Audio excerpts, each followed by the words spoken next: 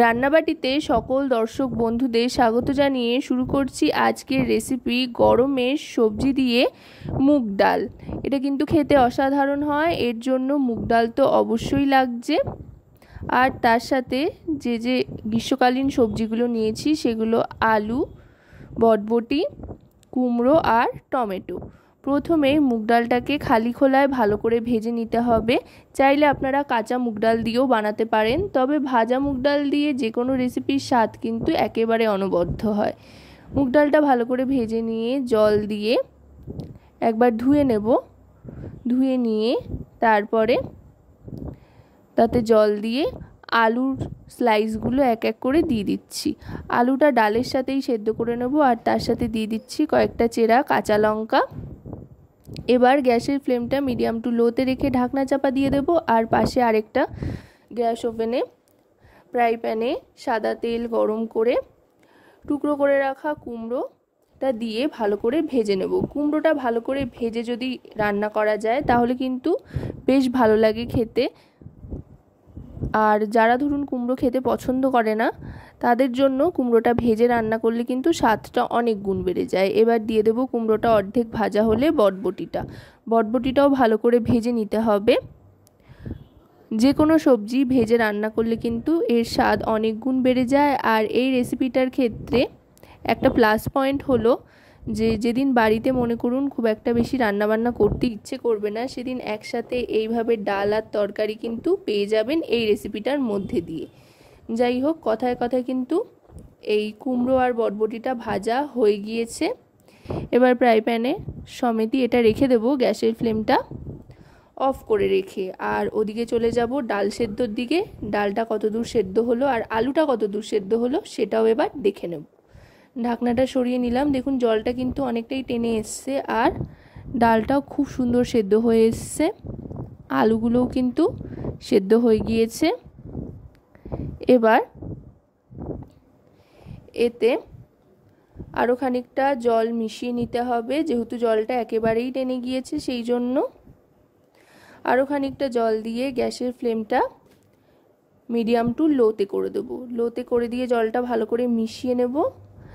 এবার একে একে এর মধ্যে ভেজে রাখা সবজিটা দিয়ে দেব। প্রথমেই বটবটি আর কুমড়ো যেটা ছিল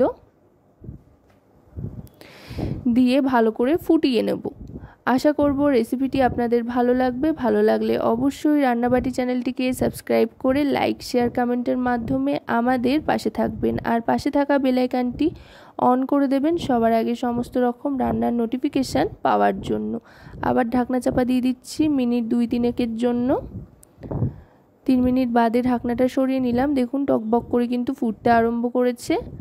আলুর সাথে সাথে কুমড়ো, বটবটি এগুলো একেবারে খুব সুন্দর সেদ্ধ হয়ে গিয়েছে। এবার ডাল আর সবজি সেদ্ধটা নাবিয়ে রেখে কড়াইতে সাদা তেল গরম করে ফোড়ন হিসেবে দিয়ে দিচ্ছি সাদা জিরে, শুকনো লঙ্কা 2টো।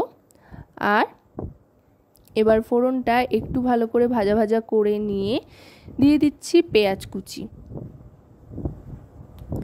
চাইলে কিন্তু আপনারা এটা নিরামিষভাবেও বানাতে পারেন, আবার এভাবে পেঁয়াজ, আদা, রসুন দিয়েও তৈরি করতে পারেন। তাতে করে খুব সুন্দর একটা ফ্লেভার আসবে।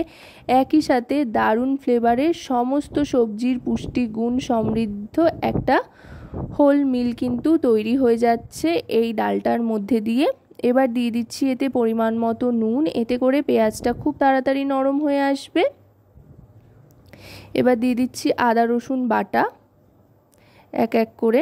প্রথমে রসুন দিয়ে দিলাম, তারপরে আদা দিয়ে দিচ্ছি। এবার দিয়ে আদা রসুনটাকে ভালো করে ভাজা ভাজা করে নেব যাতে কোনো রকমের কাঁচা গন্ধ না থাকে। আর দিয়ে দিচ্ছি টমেটোর টুকরো এর সাথে। এবার সমস্তটাকে ভালো করে ভাজতে থাকতে হবে যতক্ষণ পর্যন্ত না আদা রসুনের কাঁচা গন্ধ যাচ্ছে। এবার এর মধ্যে দিয়ে দিচ্ছি সমস্ত গুঁড়ো মশলা। প্রথমেই দিয়ে দিলাম হলুদ গুঁড়ো 1 টিস্পুন পরিমাণে, তারপর রোস্টেড আর ধনে আর জিরে গুঁড়ো দিয়ে এবার ভালো করে মিশিয়ে নিচ্ছি। যেহেতু একেবারেই মশলাটা শুকিয়ে এসছে তাই একটু জলের প্রয়োজন। এখানে ডাল সেদ্ধর জলই দিয়ে দিলাম, চাইলে আপনারা আলাদা নর্মাল জলও অ্যাড করতে পারেন। আমি ডাল সেদ্ধর জলই খানিকটা দিয়ে দিলাম। দিয়ে ভালো করে মিশিয়ে নিয়ে টমেটোটা যাতে নরম হয়ে আসে, একেবারে গলে যায়, তার জন্য কয়েক সেকেন্ড মতো ঢাকনা চাপা দিয়ে রাখবার পর ঢাকনাটা তুলে নিয়ে আরও খানিকক্ষণ ভালো করে মশলাটা কষিয়ে নেব, মশলা থেকে তেল ছাড়া পর্যন্ত। দেখুন টমেটোগুলো কিন্তু একেবারে গলে এসছে আর দারুণ সুন্দর একটা ফ্লেভারও আসতে আরম্ভ করেছে মশলা কষানোর। এবার গ্যাসের ফ্লেমটা লোতে করে দিয়ে আস্তে করে ডালটা ঢেলে দেবো। একটু সাবধানতা অবলম্বন করে কিন্তু ডাল আর সবজিটা ঢেলে দিতে হবে, যাতে বেশি না ছিটকোয়, সেদিকে লক্ষ্য রেখে এবার ভালো করে মিশিয়ে নেব আর গ্যাসের ফ্লেমটা বাড়িয়ে দেব ভালো করে ফোটার জন্য। ভালো করে ফুটিয়ে নিতে হবে যাতে কোনো রকমের পানসে ভাব না থাকে। আর আমি এতে আর আলাদা করে কোনো রকমের জলের ব্যবহার করছি না। আপনারা যদি বেশি পাতলা চান তো একটু জল অ্যাড করতেই পারেন। আমি দিয়ে দিচ্ছি এবার এতে চিনি, আর দিয়ে দিচ্ছি সেটা হচ্ছে ম্যাগি মশলা। এতে করে দারুণ সুন্দর একটা ফ্লেভার আসবে, একটা অন্যরকম টেস্ট আসবে। চিনি আর ম্যাগি মশলাটা দিয়ে ভালো করে মিশিয়ে নেব আর ফুটিয়ে নেব একটু গাঢ় হয়ে আসা পর্যন্ত। ডালটা একটু ঘনত্বটা বেড়ে আসলে তারপরে ভালো করে ফুটিয়ে 1 মিনিট মতো স্ট্যান্ডিং টাইমে রেখে সার্ভ করে দেব ভাতের সাথে গরম গরম খাওয়ার জন্য।